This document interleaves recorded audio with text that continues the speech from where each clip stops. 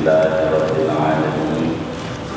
Wassalatu wassalamu ala Sayyidina Muhammadin wa ala alihi wa sahbihi ajma'in. Amma ba'du. Faqad qala al-Imam al-Mu'allif rahimahullahu ta'ala wa nafa'ana bihi wa bi barakati ulumihi wa ghafara lahu wa li masyayikhihi wa li masyayikhina amin. Halaman 45 baris terakhir. Wa idza hadarul mautu ulqiya ala shiqqihil aymani. Apabila datang kepadanya oleh kematian, maka dibaringkan atas lambungnya yang kanan. Fa in ta'adzara, kalau sulit, fal aisari, maka dibaringkan pada lambung yang kiri. Wa illa, kalau tidak mungkin juga, fa'ala qafahu, maka atas tengkuknya. Wa wajhuhu wa akhmusahu lil qiblati, dan wajahnya dan dua tapak kakinya itu dihadapkan ke arah kiblat. Wa yurfa'u ra'suhu bi syai'in, dan ditinggikan kepalanya dengan sesuatu. Wa yulaqqanu la ilaha illallah, ditalkinkan dengan bacaan la ilaha illallah. Wa la yulahu alaihi, dan tidak ditekan atasnya. Wa la yuqalu lahu qul, dan jangan diucapkan baginya ucapkanlah. Wal afdalu talqinu ghairil warisi, yang paling afdal yang mentalkinkan adalah selain ahli waris. Segini dulu. Jamaah sekalian yang mulia, pada pertemuan sebelumnya kita menerangkan tentang adab-adab sakaratul maut bagi orang yang sedang sekarat. Artinya ada dua tugas agama. Ada yang harus dilakukan oleh yang sedang sakarat. Kedua, ada yang harus dilakukan oleh orang-orang yang ada di sekeliling orang yang sedang sakaratul maut. Pada pertemuan ini kita akan membahas tentang adab-adab orang-orang yang ada di sekeliling orang yang sedang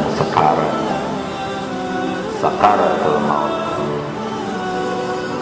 Apa adab yang harus dijalankan bagi kita ngadepin orang yang sedang sekarat? Ada beberapa langkah yang harus diambil oleh kita yang ada di sekeliling orang yang sedang sekarat. Yang pertama, hadapkan ke arah kiblat. Hadapkan ke arah kiblat. Posisinya kalau bisa dimiringin pakai lambung kanan. Jadi palanya ke sono tuh, apa namanya itu? Selatan apa utaranya sono? Utara. Kakinya di selatan, miring, lambung kanan. Kalau bisa. Kalau nggak bisa, lambung kiri, palanya ke selatan, kaki ke utara. Ganti, pala sebelah sono, ngadepnya sono. Kalau nggak bisa, ini yang udah keseringan, pala di timur, kaki di barat. Pala di timur, kaki di barat, dengan posisi pala diganjel sama bantal, biar dadanya ngadep kiblat. Ini ibarat main bola, namanya injury time. Bentar lagi mau wafat, supaya dia dapetin husnul khotimah. Di antaranya ngadep ke arah Ka'bah. Posisikan itu orang yang sakit, yang sedang sekarat, biar ngadep dadanya ke Ka'bah. Maka tentu kalau berbicara umum, kaki di kulon, di barat, pala di timur, diganjel palanya. Jadi begitu, jadikan tiduran ibarat kiblatnya sono, gampang. Kalau saya ngadep sono nanti jamaah tinggal saya lagi kan, ngeri juga sih. Begitu. Itu begitu. Ini mengejar namanya khusnul khotimah. Tapi ini adab jamaah. Kayak seperti orang yang di rumah sakit, kayak di ICU segala macam. Ini memang menjadi kendala bagi kita. Ngadepin arah kiblat, kita puter-puter itu kursi ataupun tempat tidurnya itu bisa diusir satpam kita. Ya itu kalau nggak bisa ya sudah, jangan kerjain begitu. Kita niat aja, moga-moga saudara ini jadi orang kaya raya pada bangun rumah sakit, tapi posisikan tempat tidur tuh ngadep kiblat biar benar. Begitu bisa. Kalau dibangun dari awal mendesainnya bisa, biar ngadep ke arah kiblat posisinya enak begitu. Bisa, kalau bisa supaya ngadep ke arah kiblat, itu satu. Kedua,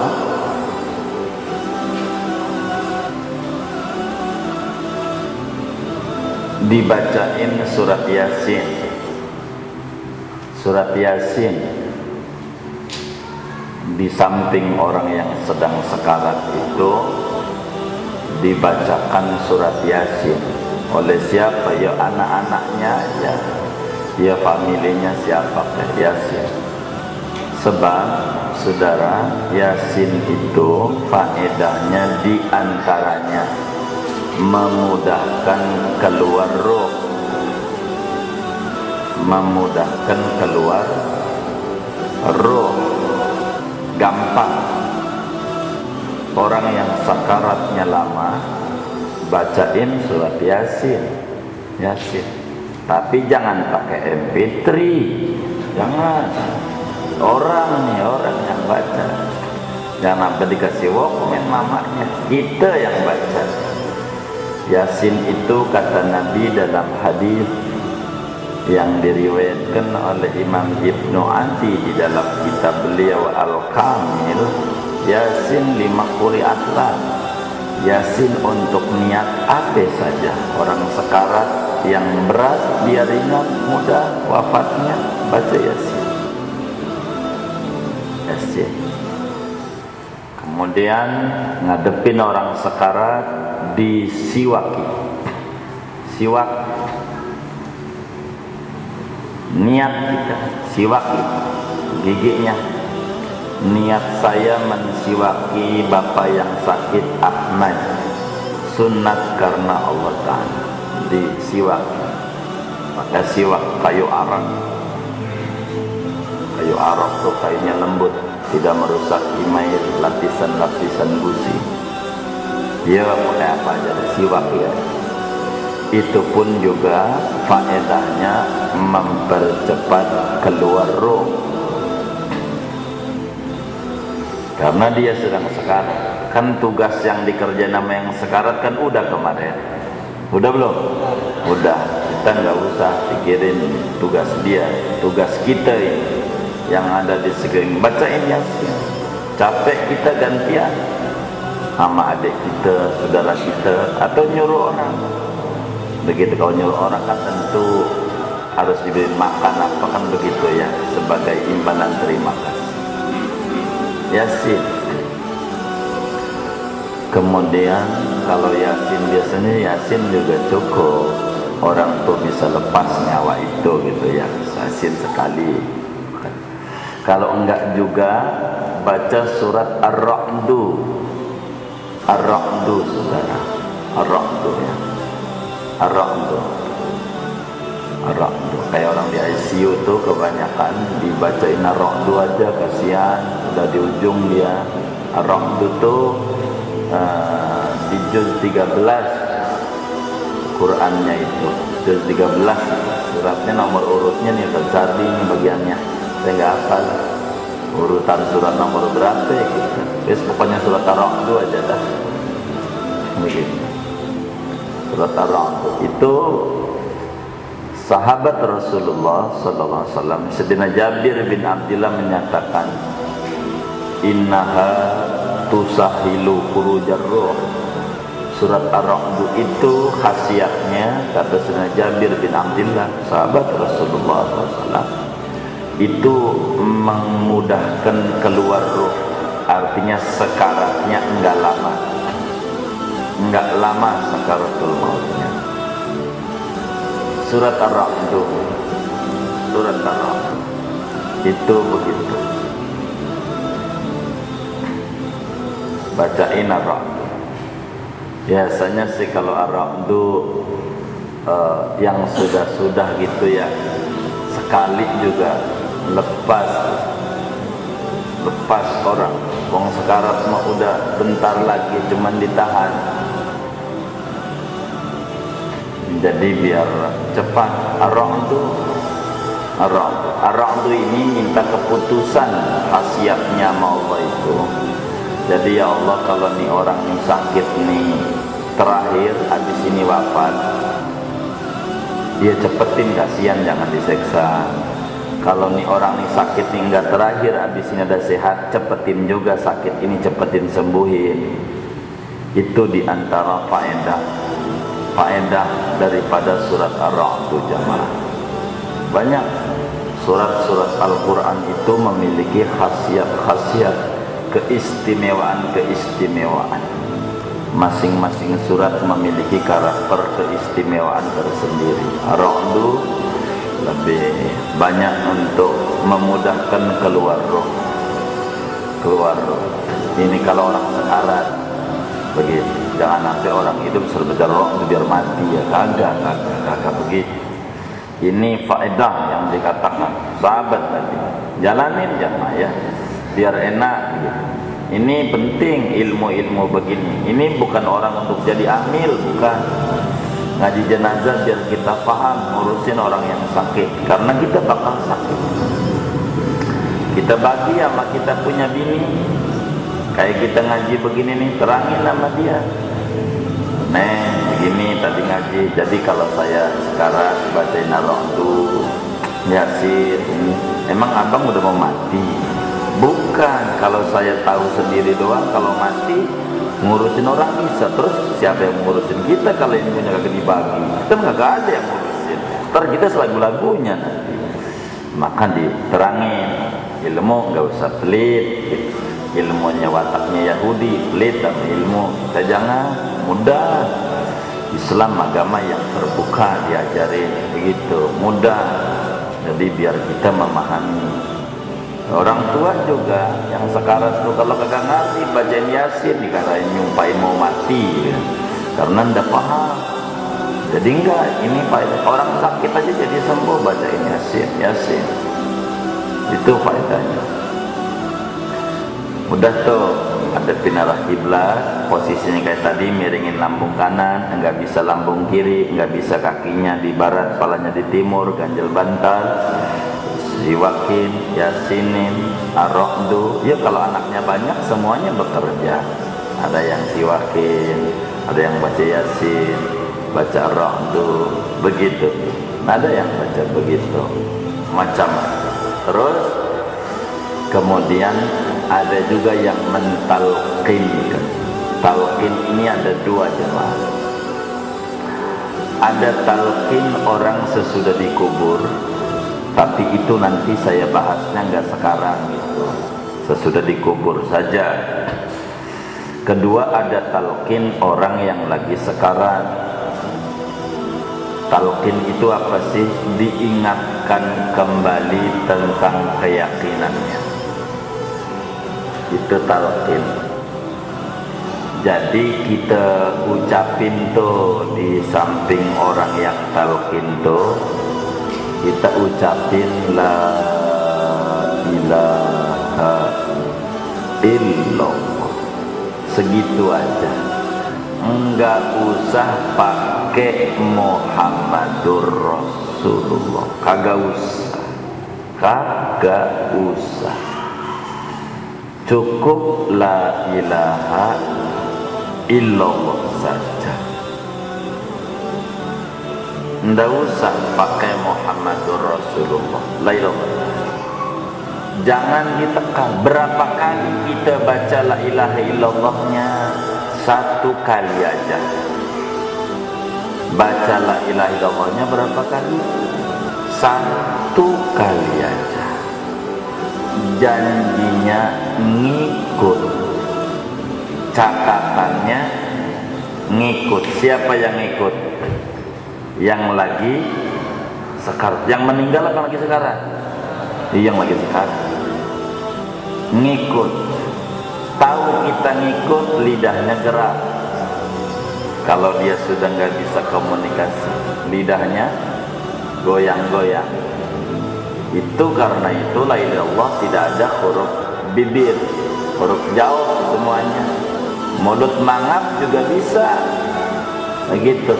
Walaupun nggak ngapa-ngapa, la ilaha illallah, bibirnya perlu diadu-adu kalau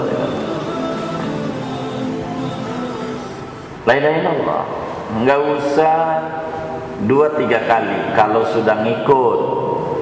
Kalau udah ngikut, diam, nggak usah pakai la ilaha illallah. Janjinya ngikut. Berarti kalau belum ngikut terus sampai ngikut. Kalau udah ikut, diam. Begitu. Tidak usah pakai Muhammad Rasulullah. Kenapa? Sebab sudah muslim. Tidak perlu. Ini untuk mengejar husnul khotimah khassah. Husnul khotimah istimewa. Kata Nabi dalam hadis yang sahih, ada di dalam Sahih Muslim juga, man kana akhiru kalami la ilaha illallah dakhalal jannata. Kata Nabi, siapa orang yang omongan terakhirnya adalah la ilaha illallah, maka entu orang masuk surganya duluan. Dakhalal jannata ma'as sabiqin, masuk surganya duluan. Jadi kita untuk mengejar yang sekarang ini kelak biar dia masuk surganya termasuk orang yang duluan masuk surga. Enggak kemudian kita perlu menangis, saudara, kalau orang tua kita, famili kita tidak mengucap la ilaha illallah terakhirnya, tidak memberikan makna begini. Karena itu hadis masih mentah, hadis mau beras, salah ngolah jadi aron, jadi gosong, bisa jadi bubur. Kalau kita enggak melihat tentang maksud daripada kalam nubuah sabdanya Nabi ini, berat. Wong terkesan dari tekstualnya, mangkana akhiru kalamihi la ilaha illallah dakhalal jannah. Segitu doang tuh bunyinya Nabi sabdanya. Letterleknya, siapa orang yang terakhir omongannya la ilaha illallah masuk surga. Tuh terjemahan letterlek. Apa ada di situ doang, bukan maksud, namanya baru arti. Orang yang terakhirnya ngomongnya la ilallah masuk surga, berarti pemahamannya kalau segitu tuh, kalau terakhirnya bukan la ilaha illallah berarti kagak masuk surga. Apa ya begitu? Tidak gitu. Maka perlu penjabaran kalau hadis. Lama ngajinya kalau ngaji hadis. Jadi maksudnya ay ma'as sabiqin, maka dia masuk surga bersama orang-orang yang duluan, yakni termasuk orang yang masuk surganya duluan kalau ditutup dengan la ilaha illallah. Kalau tidak ya enggak duluan, bisa belakangan, begitu. Sebab yang disebut husnul khatimah itu, saudara, kalau orang meninggal punya iman, punya Islam, artinya ada iman, ada Islam di dadanya. Kalau orang itu iman dan Islam, biar tidak mengucap la ilaha illallah, surga. Iman, surga, itu udah pasti. Kasal meninggal bawa iman. Adapun hidup bawa iman, meninggal enggak, karena yang dihitung selalu terakhir. Sekolah aja yang dihitung bukan di kelas 1 SD, kelas 6, kuliah di semester 8 barangkali, begitu. Kalau paling lama atau normalnya lah orang, begitu. Itu perhitungan di sidang itu. Inilah disebutnya terakhir, begitu.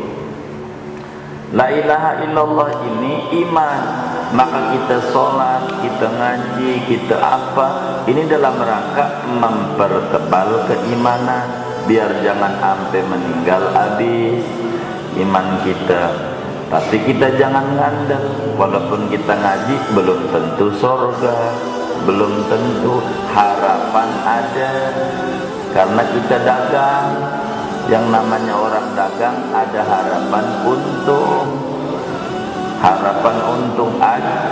Tapi kita nggak bisa pastiin dagangan kita untung apa kagak, nggak bisa. Tapi karena prosedur untung kita jalani dagang, maka ada harapan kita untung. Artinya ibadah itu bahasa gampangnya dagang sama Allah. Dengan kita ibadah, ngaji, sholat, segala macam, ini dalam rangka kita dagang, ada harapan surga.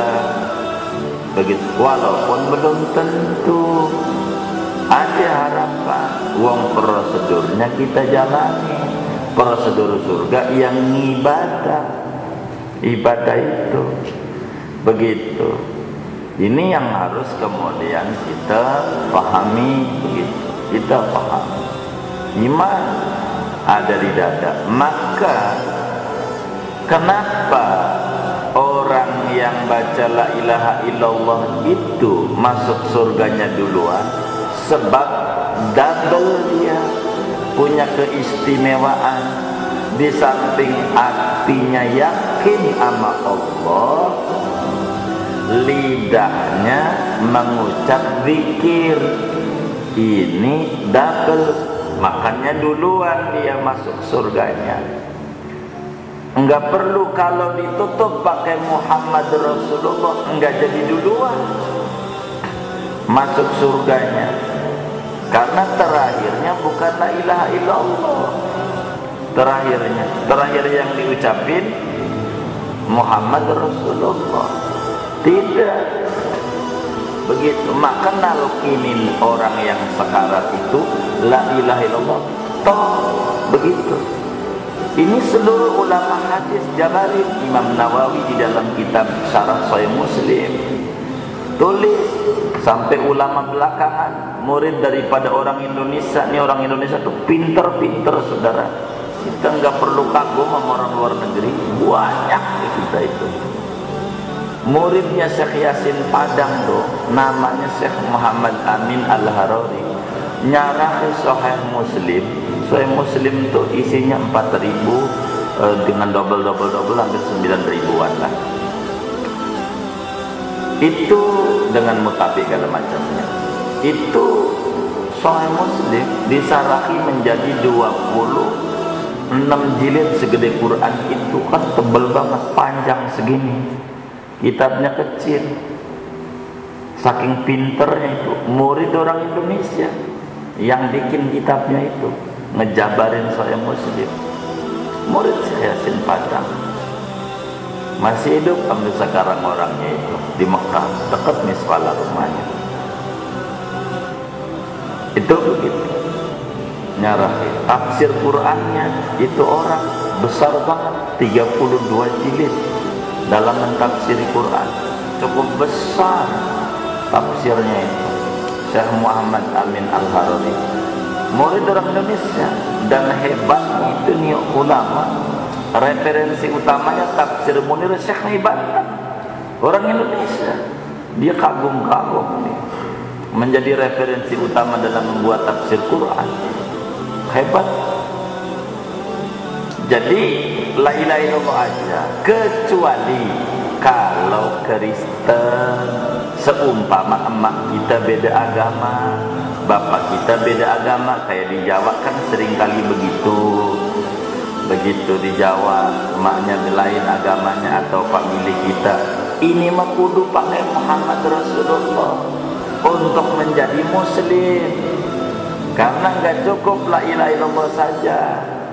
Untuk orang jadi muslim, kalau ada orang percaya Tuhan itu satu dan Allah Tuhannya, tapi sama Nabi Muhammad tidak percaya, tidak bisa jadi muslim. Tidak. Seperti Gubernur Jakarta begitu. Dalam beberapa ungkapannya itu Ahok bilang, ini agama apa ini, Kristen ini, begitu kata dia. Tapi masih dianut sampai sekarang. Agama apa ini, Kristen? Timbang kita hidup doang langsung surga dijamin, hanya ngandelin Yesus yang mati di tiang salib, kata Ahok. Padahal dalam Islam ada prinsip keadilan. Orang untuk surga enggak gampang, kudu ibadah dulu, kudu puasa Ramadan dulu, segala macam. Kalau enggak benar diancam neraka. Ada adil. Loh, ini agama apa ini? Yang menjadi pertanyaan, betapa bodohnya saya sarjana ya, ngikut aja ini. Wajar bila dikata ini agama adalah racun, kata dia begitu dalam beberapa ungkapan. Sudah mulai berpikir, dikit lagi jadi muslim, dikit lagi doain aja biar jadi muslim, begitu. Ini begitu. Udah, tetapi belum. Kalau timbang begitu doa, belum. Kudu pakai Muhammad Rasulullah baru muslim. Asyhadu an la ilaha illallah wa asyhadu anna Muhammadar Rasulullah. Saya ajarkan sama teman-teman yang di Jawa. Ada beberapa jamaah kita orang Jogja itu, dia bilang, "Bu, dek saya Kristen Ustaz, lagi sekarat, minta air. Baca ini aja, syahadat ya di telinganya, biar muslim.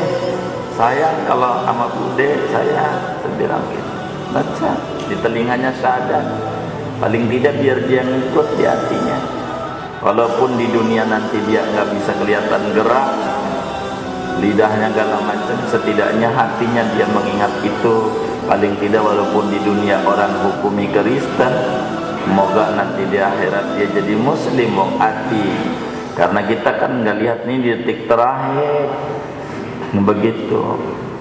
Jadi ditambahin pakai Muhammad Rasulullah wa asyhadu anna Muhammadar Rasulullah. Kalau Kristen, kalau Muslim jangan ditekan-tekan, maknanya jangan diulang-ulangi. Ayo itu, jangan. Nantinya dia bingung. Cukup sekali asal ngikut, kalau belum ikut ulangi lagi.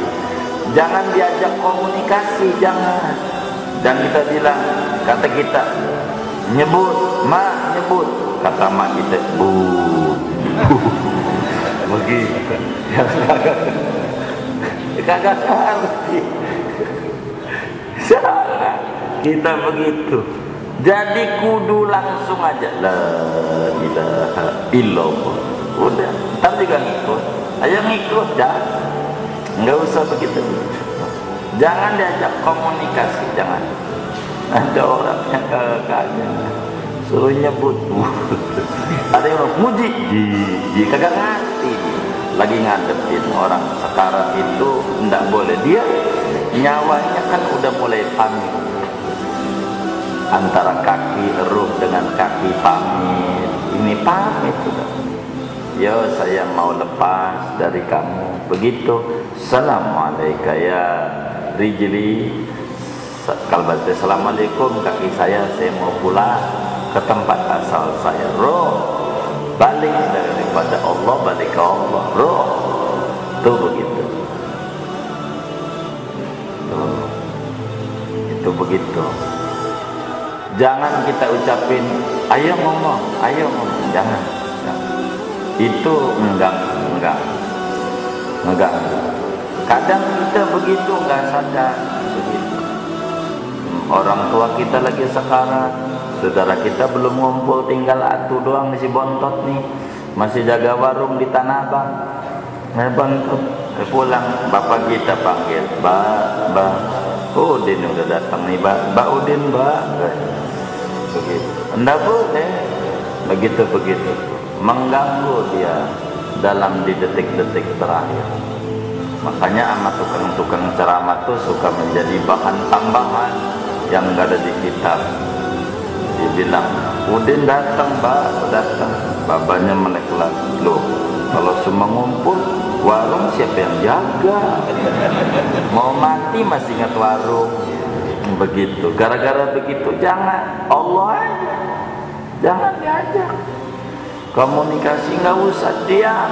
Kalau dari Allah diam, tungguin, baca Yasin pelan-pelan. Kalau dia ngomong haus kata dia, baru kasih minum la ilaha illallah. Sebab orang sekarat ini masya Allah saudara, ya moga kita dikasih gampang begitu oleh Allah. Jadi orang sekarang tuh setan datang, sampai di situ tuh setan datang. Selama manusia punya nyawa, selama itu juga setan tidak bakalan tidur untuk gangguin manusia. Lebih-lebih di detik-detik terakhir. Setan kalau main bola tuh sama supporter pakai nyalain petasan, pakai inilah biar ngeganggu, ngacoin pikiran. Iyo begitu setan kerjaannya. Jadi kalau kita lagi sekarang datang dari arah kaki, dari kaki kita setan. Kita sekarang setan datang dari kaki. Mirip dengan orang tua kita yang udah meninggal, kakek kita yang kita kenal, yang kita sayang. Kayak bapak kita meninggal, mirip bapak kita. Ngomong, anakku bawa air. Orang sekarat panas, haus, air Pak. Kata setan mau minum tuh sama yang sekarat. Kita mah lagi pada nangis, berobat Yasin nangis. Setan bilang mau minum, mau. Kata setan kalau mau ikut saya, babak nih enak di surganya, karena Baba agamanya Kristen, kamu Kristen aja sekarang, biar bareng sama Baba. Coba, itu setan tuh habis itu tuh gangguin kita. Kalau kita goyang di saat itu, habis kita. Inilah yang disebut su'ul khatimah. Sampai diceritakan saudara di dalam kitab Daqaiqul Akhbar, Syekh Abdul Rahim itu tulis sebuah cerita menarik tentang orang soleh abid, tukang ibadah. Ketika lagi sekarat, dibimbing baca la ilaha illallah oleh teman-temannya. La ilaha illallah. Dia bilang dalam bahasa Arab, la ilaha. La. Kata dia bahasa kitanya ogah. Dibimbing lagi la ilaha illallah. Kata dia la ogah. Sampai teman-temannya nangis. Loh, kenapa dibimbing ya Allah pakai ogah? La. Sampailah kemudian itu orang itu dari merem melek kembali. Pas melek melihat sekelilingnya pada nangis, ditanya, kenapa anda menangis? Ada apa? Dijawab, habis tuan ini diajarin la ilaha illallah kok Jawabnya ndak mau ogah. Kata ini orang, saya bukan nama ente, tapi setan tadi bilang namanya. Ente kalau pengen masuk surga kudu ngomongnya la ilaha, tiada Tuhan di jagat raya ini, enggak ada. Saya bilang tidak, setan tidak. Betapa perang, saudara. Ini yang tukang ibadah, apalagi kita yang ibadahnya jarang-jarang. Saudara, itulah sakaratul maut. Betapa beratnya orang hadapin sakaratul maut. Berat. Maka Ratibul Haddad itu satu zikiran yang kalau kita baca memudahkan kita di dalam akhir hayat kita, dan kita ditetapin iman dan Islam. Itu Ratibul Haddad. Baca biar kita gampang meninggalnya. Allah jaga iman Islamnya, selamat, banyak faedahnya. Ini kita mau meninggal tuh begitu. Setan, kita nggak lolos dari kaki, berubah lagi dari kepala tuh setan, ganti orang lagi. Tadi kakek kita ganti nenek kita. Dia begitu lagi goda kita biar kita nggak bawa iman. Enggak bawa iman, pengennya begitu setan. Namanya di detik terakhir, udah tinggal semenit lagi, wah kebobolan gawang kita. Tuh alamat kalah sudah. Walaupun tadinya udah banyak, begitu kalah juga. Tuh ngeri. Yang kayak begini yang perlu dipikirin supaya kita meninggal mudah. Ini tugas kita. Yang hidup baca la ilaha illallah, siwakin, baca yasin, ar-ra'du, hadapin arah kiblat, biar terakhir dia wafat menghadap kiblat. Semuanya dalam rangka mencari dan mengejar husnul khatimah yang kita selalu berdoa, ya Allah biha, ya Allah biha, ya Allah bi husnil khatimah. Ini yang paling penting buat kita untuk kemudian kita baca sampailah dia wafat dia. Akhirnya apa tuh ciri-ciri wafat? Ya nanti saja dah. Ciri-ciri wafat itu apa?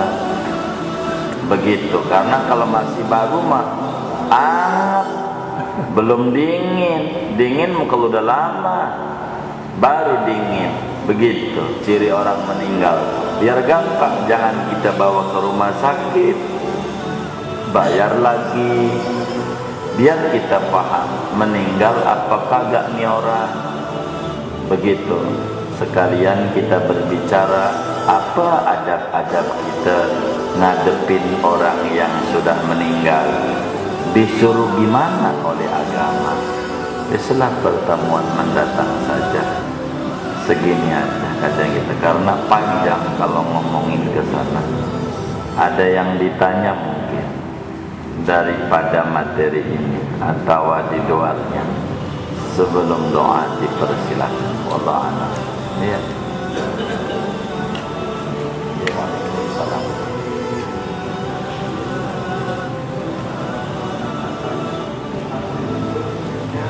Oh iya, terima kasih Pak. Terima kasih. Ada yang kelewat. Satu belum kita baca. Yang paling afdol yang mentalkinkan bukan keluarga, bukan ahli waris. Kenapa? Jaga-jaga agama. Kalau anaknya yang nalkinin, nanti kata saudaranya yang atunya, abang kita tuh lihat dia mau nalkinin, pen baru dapat motor tuh. Begitu, gitu. Biar dapat warisan maksudnya, dicurigain biar buru-buru mati, biar cepat dapat warisan. Makanya yang enggak dicurigai, begitu, biar enggak dicurigai begitu. Maka agama bilang yang bagus, yang bacain la ilaha illallah ini jangan keluarga, ya manggil orang tetangga yang bukan ahli waris. Dia kan bukan ahli waris, cucu dari anak perempuan bukan ahli waris. Begitu, banyak yang bukan ahli waris, bukan adiknya macamnya, kan bisa juga kalau punya kaki bukan ahli waris. Sehingga tidak ada dugaan kepentingan, dan itu yang dijaga suudzon itu. Tapi kalau kemudian keluarganya enggak mau, iya enggak apa-apa, cuman afdal saja. Wallah, iya.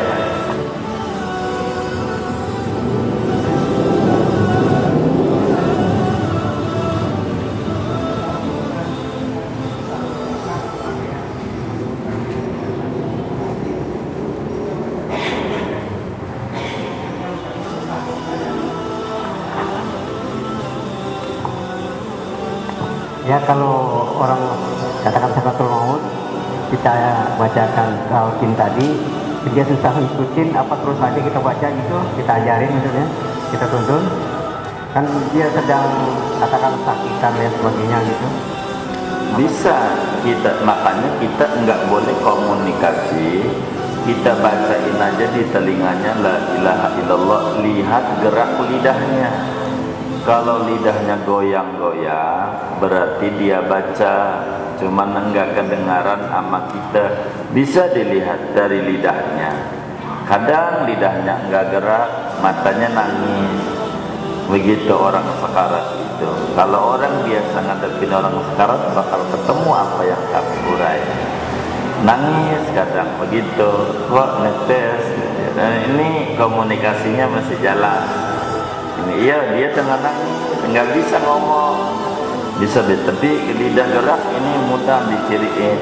Kita lihat aja lidahnya orang sekarat itu, dilihat dari lidahnya gerak, nah itu maknanya dia baca, goyang-goyang. Ya, makasih. Baik, sudah. Kalau sudah, kita baca Fatihah. Duduk di majelis ilmu, Allah ampuni dosa dan kesalahan kita. Allah mudahkan segala urusan-urusan kita. Allah kabul segala hajat-hajat kita. Allah luaskan rezeki kita yang halal untuk ibadah kepada Allah. Mudah-mudahan Allah tetapkan iman Islam kita. Allah angkat derajat kita, keluarga kita, anak keturunan kita menjadi muslim yang salihin dan salihat. Akhir hayat kita Allah anugerahi husnul khatimah. Al-Fatihah.